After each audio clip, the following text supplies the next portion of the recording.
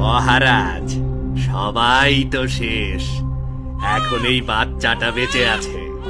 আপনি হুকুম করলে বাচ্চাটাকে মেরে ফেলতে পারি মহারাজ। না না, এই বাচ্চাটাকে মারার কোনো দরকার নেই। এমনিতেই রাজা বিমল দত্তের সাথে তার একমাত্র পুত্রকে শিয়াল শকুন জ্যান্ত খেয়ে ফেলবে। চলো এবার। জো হুকুম মহারাজ, জো হুকুম।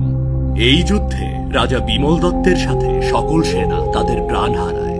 শুধু বেঁচে থাকে এই অবুঝ শিশু।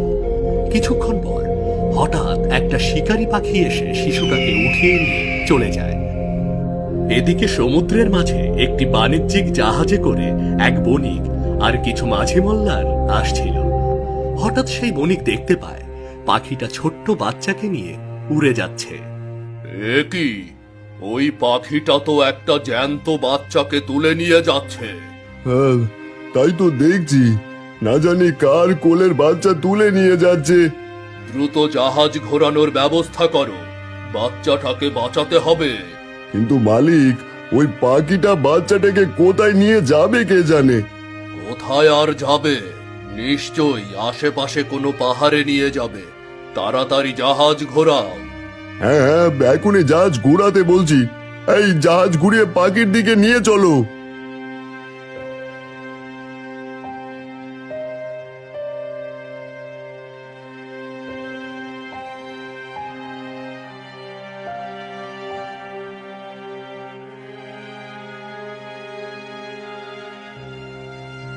মালিক, পাখিটা তো বাচ্চাটাকে এই পাহাড়ের উপর নিয়ে গেছে। এখন কি করবেন? কি করব মানে? যে করেই হোক বাচ্চাটাকে তো বাঁচাতে হবে। তোমরা এখানেই থাকো, আমি দেখছি কি করা যায়।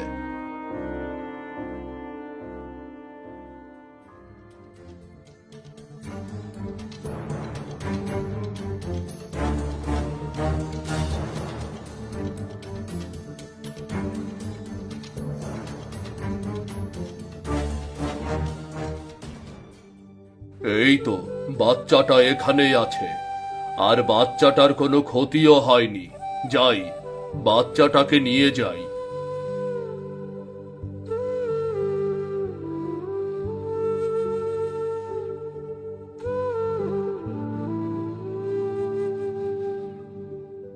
মালিক, এখন এই বাচ্চাটাকে কি করবেন? এই বাচ্চাটার মা বাবাকে তা তো কেউই জানে না।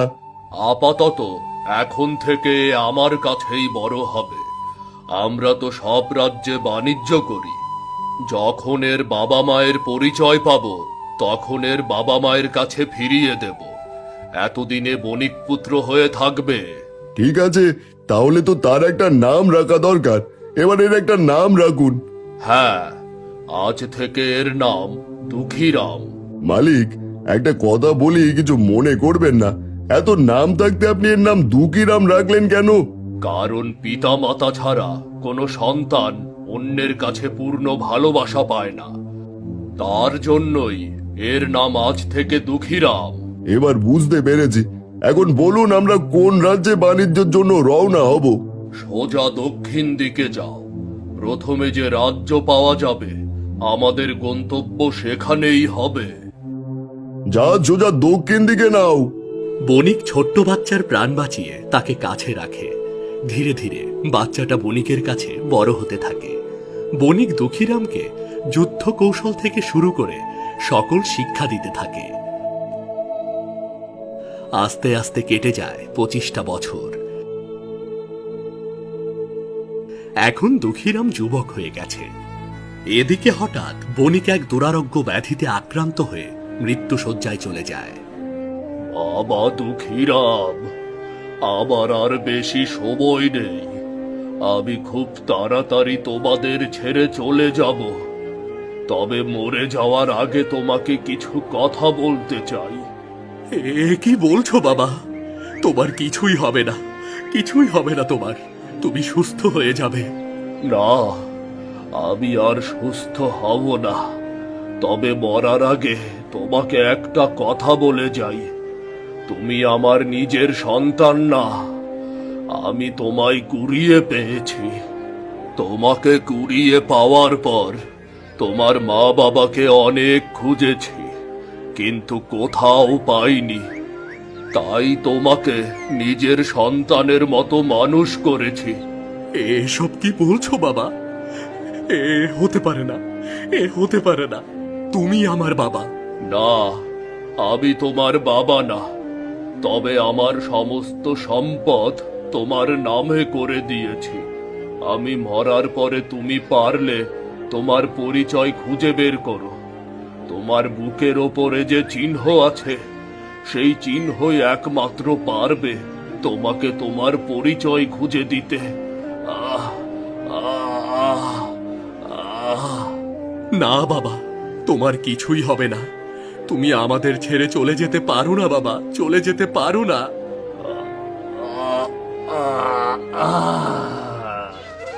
না, এ হতে পারে না। তুমি আমাকে ছেড়ে চলে যেতে পারো না, না না। বণিক মারা যাওয়ার পর দুঃখীরাম একা হয়ে পড়ে। সে জাহাজের ওপরে বসে শুধু তার পালিত বাবার কথাই ভাবতে থাকে। এর কিছুদিন পর দুঃখীরাম তাদের বাণিজ্যিক জাহাজ নিয়ে তাদের নিজেদের রাজ্যে পৌঁছায়। দাদু, তোমরা কি এই রাজ্যে কখনো এসেছো? না রে দাদু ভাই, আমরা কখনো এই রাজ্যে আসিনি। তাহলে তো এখানে ভালো বাণিজ্য হওয়ার কথা। কে জানে কেমন হবে, তবে যে রাজ্যের প্রজারা সুখে শান্তিতে থাকে সেই রাজ্যে ভালো বাণিজ্য হয়। আর যে রাজ্যের প্রজারা কষ্টে থাকে সে রাজ্যে বাণিজ্য ব্যবসা তেমন একটা হয় না। তা আমাদের প্রথমে দেখতে হবে এই রাজ্যের কি অবস্থা। বেশ, তাহলে চলো প্রথমে আমরা পুরো রাজ্য ঘুরে দেখি। ঠিক আছে, চল।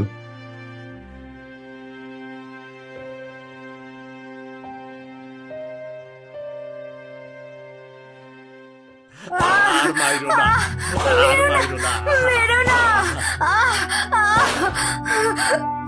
মারবো না? তোরা মহারাজের হুকুম ছাড়া জমি চাষ করছিস, তোদের তো মার খেতেই হবে। জমি চাষ না করলে খামু কি? আর মাইরো না। কি খাবি সেটা তোরা জানিস, কিন্তু কোন সাহসে মহারাজের জমি চাষ করতে এসেছিস?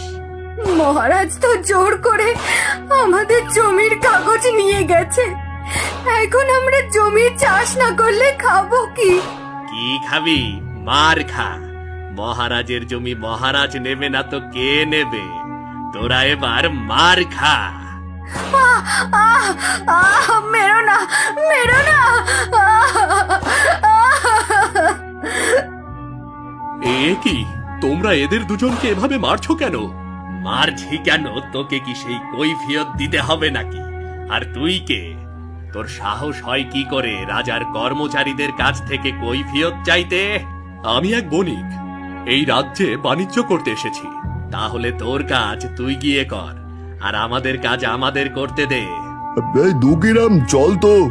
আমরা এই রাজ্য নতুন, এখানকার কিছুই জানি না। চল এখান থেকে।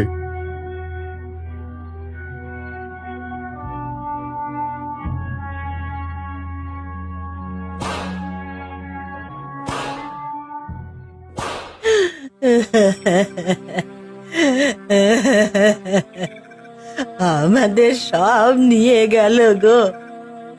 এতদিন সব কিছু নিয়েও স্বাদ মেটেনি, আজ শেষ সম্বলটুকুও কেড়ে নিয়ে গেল। কেঁদো না, এমন হওয়ারই ছিল। আমাদের সুখ তো 25 বছর আগেই উঠে গেছে। এখন বাকি জীবনটা কষ্ট করে কাটাতে হবে, আর কখনো সুখের মুখ দেখা হবে না।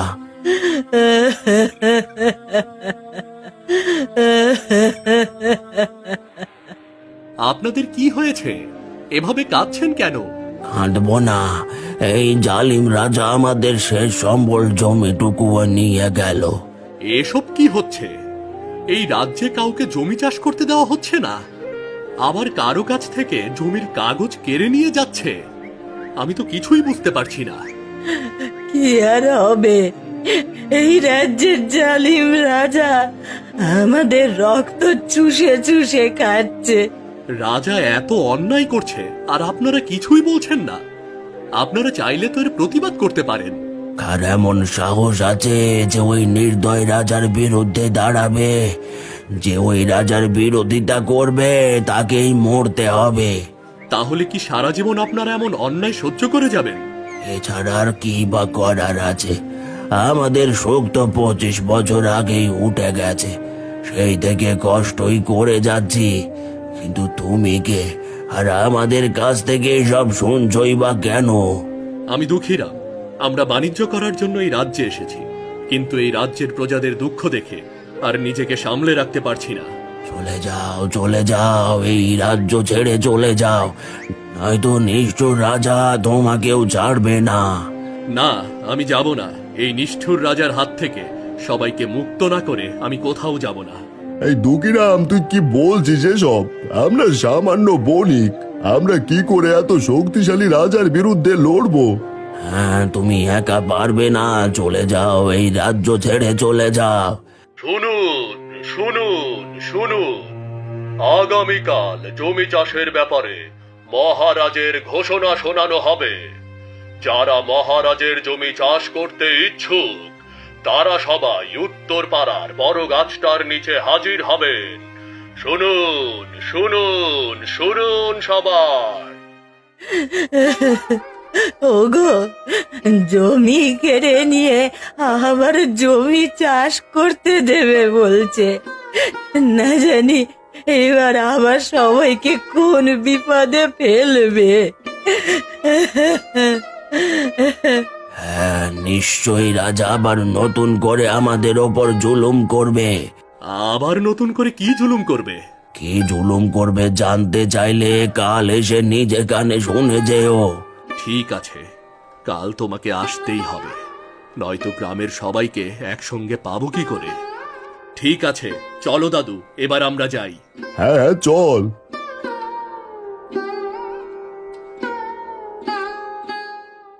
তো বন্ধুরা, এরপরে কি হতে চলেছে সেটা জানবো আমরা পরের পর্বে। দেখা হচ্ছে পরের ভিডিওতে। ধন্যবাদ।